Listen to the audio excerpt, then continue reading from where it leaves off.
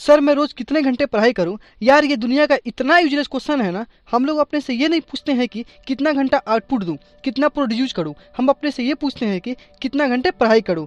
Cal Newport जो इस book के ऑथर है, deep work rules for focus success in a distracted world, बोलते हैं work accomplished is equal to time spend into intensity of focus. अब time spend करना तो आपकी श्रद्धा है, जितना टाइम स्पेंड करना चाहते हो आप कर सकते हो, लेकिन ये वीडियो फोकस की स्टडी के ऊपर है।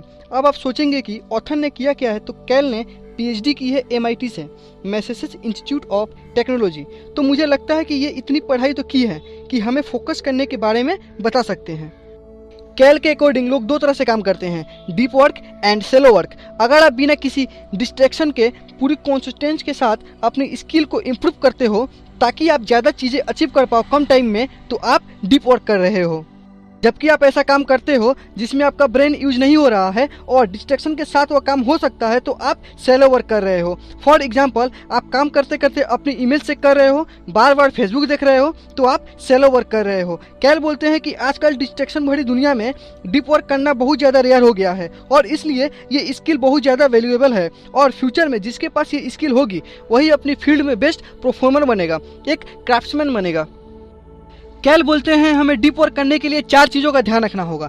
पहला सिंगल टास्किंग, दूसरा जीरो डिस्ट्रैक्शन, तीसरा इंटेंस फोकस और चौथा एक्सचेंज पीरियड ऑफ टाइम। चलिए इन 4 चीज़ों को थोड़ा डिटेल्स में देखते हैं। रिसर्च बार बार प्रूव कर चुकी है कि मल्टीटास्किंग से आपकी अटेंशन कम होती है। जब भी आप टास्क ए से टास्क बी में शिफ्ट होते हैं तो आपकी अटेंशन काफ़ी टाइम तक पुराने टास्क ए पर ही रहती है, जिसके वजह से आप टास्क बी पर पूरी तरीके से फोकस नहीं कर पाते। जब भी हम थोड़े टाइम के बाद सोशल मीडिया के नोटिफिकेशन देखते हैं तो हमें ऐसा लग सकता है इससे क्या फ़र्क पड़ता, बट एक्चुअल में आपका माइंड प्रोग्राम हो रहा है उस डिस्ट्रैक्शन के क्रेवी के लिए। कभी आपने देखा है कि नोटिफिकेशन आते भी नहीं है फिर भी आप खुद फ़ोन उठा के उसे अनलॉक करके फ़ोन में देखने लगते हो। ये एग्जाम्पल है आपकी माइंड की प्रोग्रामिंग का।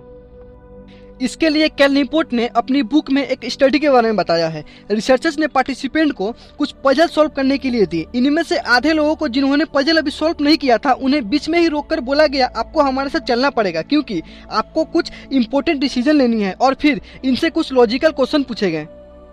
जबकि दूसरे ग्रुप को पजल कंप्लीटली सॉल्व करने दिया गया और बाद में उनसे सेम क्वेश्चन पूछे गए। अब आप पूछेंगे कि इसका रिजल्ट क्या रहा। ऑब्वियसली जो लोग पजल को कंप्लीटली सॉल्व कर चुके थे उन्होंने उस टेस्ट में बेस्ट परफॉर्मेंस किए दूसरे ग्रुप के बदले जिन्हें बीच में ही बुला लिया गया था, क्योंकि उनके ब्रेन में पजल से रिलेटिव रेज्यू रह गया था, जिसकी वजह से वो टेस्ट में परफॉर्म नहीं कर पाए। नेक्स्ट आता है जियो डिस्ट्रैक्शन। दोस्तों 2012 में एक रिसर्च की गई थी जिसमें साइकोलॉजिस्ट हफमैन और बम्बेस्टन ने 205 लोगों पर स्टडी करी, जिससे ये पता चला कि हम अपने आप को बार बार सोशल साइट और इमेज देखने से 50% बार ही रोक सकते हैं। यानी कि हर 100 नोटिफिकेशन में से आप 50 तो पक्का देखेंगे। अब इमेजिन करिए कि ये सब सच है, तो ये पक्का सेलो वर्क की रेसिपी है। ऐसे में फोकस करना बहुत मुश्किल हो जाता है। हमें नेक्स्ट रिक्वायरमेंट है इंटेंस फोकस की। अगर हम सारी एनर्जी बिना डिस्ट्रैक्शन की एक सिंगल टास्क पर लगा लेते हैं एक मैग्नीफाई ग्लास की तरह, तो हम ज़्यादा काम कम टाइम में कर सकते हैं। और फाइनली आता है एक्सटेंडेड पीरियड ऑफ टाइम, यानी डीप वर्क करने के लिए आपको एक मिनिमम टाइम के लिए उस टास्क को करते रहना है। आप ऐसा नहीं सोच सकते कि आप डीप वर्क 5 मिनट के लिए करेंगे, फिर ब्रेक लेंगे, फिर 5 मिनट के लिए करेंगे। तो एक मिनिमम अमाउंट ऑफ टाइम होना चाहिए। वो बेशक हाफ एन आवर हो सकता है, जो टाइम के साथ साथ उसको 1 आवर्स, 1.5 आवर्स, 2 आवर्स में आप कन्वर्ट कर सकते हैं। अब सवाल यह आता है कि हम समझ गए डीप वर्क करने के लिए हमें एक टाइम में एक ही टास्क करना है, बिना डिस्ट्रैक्शन के साथ करना है, पूरी फोकस के साथ करना है और काफ़ी समय तक करना है। लेकिन एक सिंपल सा सवाल है कि हम ये करें कैसे। इसके लिए ऑथर ने 4 रूल्स दिए हैं, जिसमें रूल नंबर 1 आता है वर्क डीपली।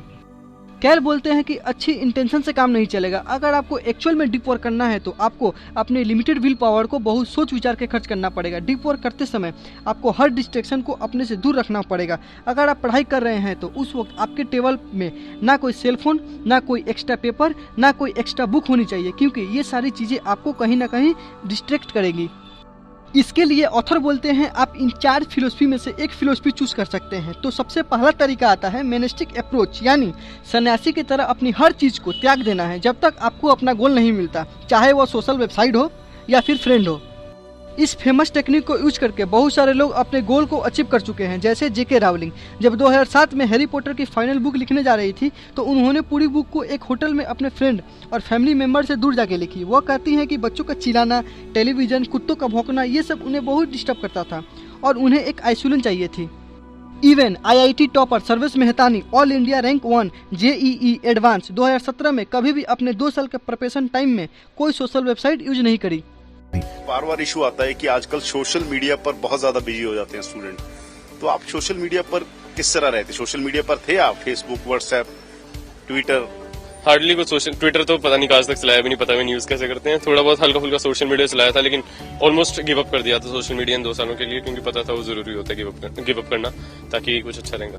डीप वर्क करने का दूसरा तरीका आता है बाय मॉडल अप्रोच। इस अप्रोच में जब भी आप हाई प्रोडक्टिव काम करना चाहते हैं तो आप एक आइसोलेटेड जगह में चले जाते हैं और उस टाइम के लिए सारे डिस्ट्रैक्शन से दूर हो जाते हैं और उस काम पर फ्री टाइम स्पेंड करने के बाद आप नॉर्मल लाइफ में आ जाते हैं। रॉबर्ट कियोसाकी अपनी famous book rich dad poor dad लिखने के लिए इस टेक्निक का इस्तेमाल किया था, जिसने उन्हें मिलियनर बना दिया। आप भी इस टेक्निक का इस्तेमाल करने के लिए लाइब्रेरी में जा सकते हैं या किसी ऐसे कमरे में जहां कोई नहीं आता हो। दोस्तों, थर्ड टेक्निक आती है रीजनिंग अप्रोच। इसमें आप टाइम लॉक्स क्रिएट करते हैं। फॉर एग्जांपल 1 घंटे के लिए आप सिर्फ अपना फोकस डीप वर्क करेंगे। उस time no cellphone, no friend, nothing, और उसके बाद 1 घंटा enjoy and again 1 hour work. Last आती है जर्नलिस्टिक अप्रोच। ऐसे लोग जो फुल टाइम जॉब करते हैं और उनके पास डीप वर्क में जाने के लिए एक टाइम नहीं होता, वह इस टेक्निक को यूज कर सकते हैं। ऐसे लोगों को जब भी फ्री टाइम मिलता है वो अपनी सारी डिस्ट्रैक्शन को ऑफ करके एक हाईली इंटेंस फोकस मूड में चले जाते हैं।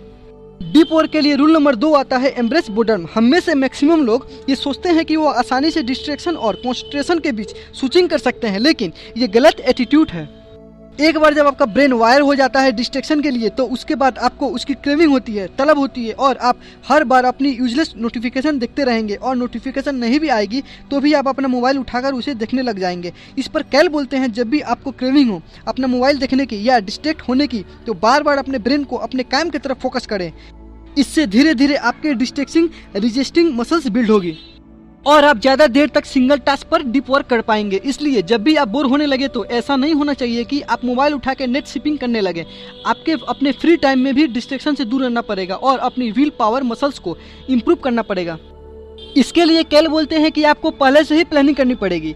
आप अपना मॉर्निंग रूटीन बना सकते हैं जिसमें आप प्लान करेंगे कि आप पूरे दिन क्या क्या करेंगे। अगर आप सिर्फ इतना सा एक्स्ट्रा स्टेप भी कर लेते हैं तो आप अपना मैक्सिमम डिस्ट्रैक्शन अवॉइड कर पाएंगे। फॉर एग्जाम्पल, आपको पता है कि जब भी आप किसी एक ऐसे रास्ते से जाते हैं तो वहाँ पर आपको फ्रेंड मिल जाते हैं जिनके साथ आपको घंटे बातें करनी पड़ती है, तो आप पहले से ही प्लानिंग कर सकते हैं कि उस रास्ते से आप नहीं जाएंगे। इस तरीके से प्लानिंग करने पर आप अपनी मैक्सिमम डिस्ट्रैक्शन से बच सकते हैं। उसी तरीके से इस चीज़ की प्रैक्टिस कीजिए कि आप लोगों को जल्दी रिप्लाई नहीं करेंगे, यानी जब तक आपके फ्रेंड 3 या 4 मैसेज नहीं कर देते तब तक आप उन्हें FB या व्हाट्सएप पर रिप्लाई नहीं करेंगे। उसी तरीके से हर कॉल पहली बार में आप नहीं उठाएंगे। नेक्स्ट रूल आती है क्विट सोशल मीडिया। सर ये क्या बोल दिया, हम सोशल मीडिया यूज ना करें? क्या हमें सोशल नहीं होना? हमारे फ्रेंड नहीं है?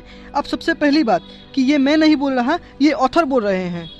सेकंड, ऑथर बोलते हैं कि नोटिफिकेशन आप पे एक हैबिट क्रिएट कर देती है जिससे आप अपना सेलफोन नोटिफिकेशन तो देखेंगे ही, लेकिन जब नोटिफिकेशन नहीं भी आएंगी तो आप सिर्फ टाइम पास करने के लिए अपना मोबाइल खोल के देखने लग जाएंगे और आपको पता भी नहीं चलेगा कि आपने आधा घंटा इसी चीज पर वेस्ट कर दिए।